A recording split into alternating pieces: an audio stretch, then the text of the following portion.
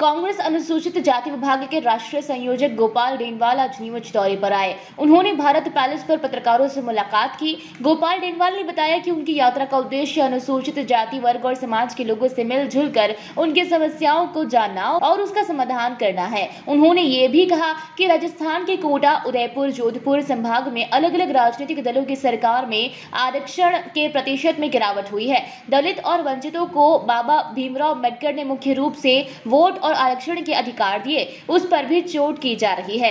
अनुसूचित जाति का हक मारा जा रहा है। गोपाल डेनवाल ने पत्रकारों से कहा कि देश में अनुसूचित जाति की स्थिति विकट है, इसलिए वे जन जागरण अभियान पर निकले हैं। एक सवाल के जवाब में गोपाल डेनवाल ने कमलनाथ के बजरंग भक्त बताने को उनकी निजी आस्था का विषय कहा। उन्होंने कहा कि कांग्रेस को विकास और संविधान के मूल्यों की रक्षा के मुद्दे पर चुनाव लड़ना चाहिए। अनुसूचित जाति और दलितों ने हमेशा कांग्रेस का साथ दिया है और हिंदी पट्टी में ये वर्ग सरकार बनाने में निर्णायक भूमिका अदा करेगा।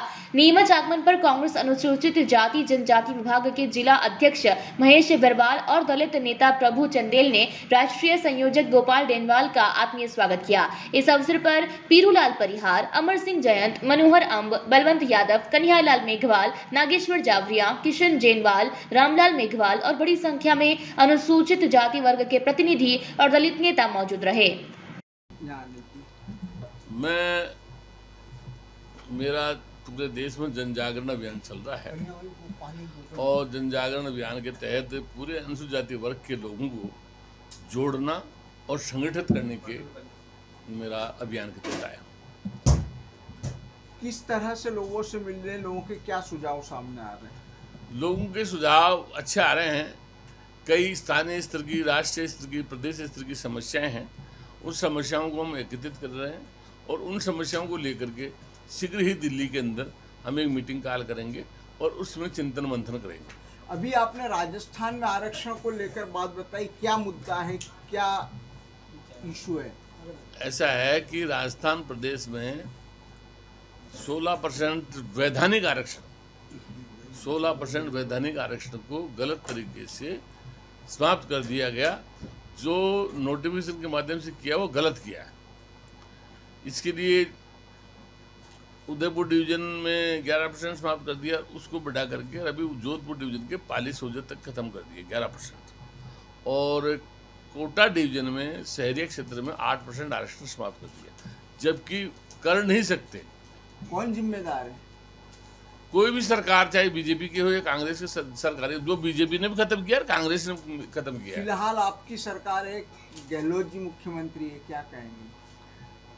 ऐसा है कि हम लोग इसके लिए संघर्ष कर रहे हैं और जल्दी ही मिलकर के इसको निरस्त कराने की कार्रवाई करेंगे। साथ में 17% के लिए भारत सरकार बोल रही है कि आरक्षण इनका 17% किया जाए, उसके लिए भी लड़ाई लड़के 17% आरक्षण की बात करते हैं। आरक्षण केंद्र का विषय होता है, केंद्र का अधिकार क्षेत्र की बात होती है। राजस्थान की गहलोत सरकार ने इसे कम कैसे कर दिया? ऐसा है कि गहलोत जी ने और वसुंधरा जी ने दोनों ने ही किया है। अब क्यों कर दिया, इसको लेकर के क्यों का जवाब तो या तो कोर्ट पूछे या सरकार पूछे। तो हमने सरकार के अंदर बाकायदा जो वेलफेयर मिनिस्टर है उसको लिखा, नरेंद्र मोदी जी को, भारत सरकार को लिखा है कि ऐसा नहीं होना चाहिए और अभी उसका कोई मेरे पास जवाब नहीं है।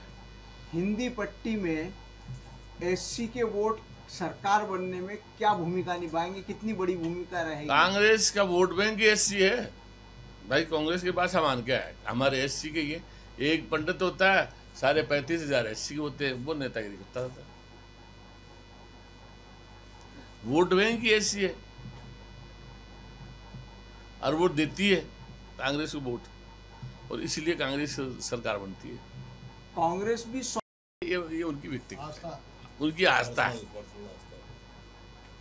हम संविधान पर, बाबा साहब डॉक्टर अम्बेडकर के संविधान पर काम करते हैं और उसी कांग्रेस हार्ड धर्मनिरपेक्षता की लाइन पर चुनाव लड़ेगी? नहीं, संविधान के आधार पर चुनाव लड़ेगी, विकास के आधार पर चुनाव लड़ेगी, शिक्षा चिकित्सा के आधार पर चुनाव लड़ेगी। नीमच से अब्दुल अली रानी के साथ पवन राव शिंदे की रिपोर्ट।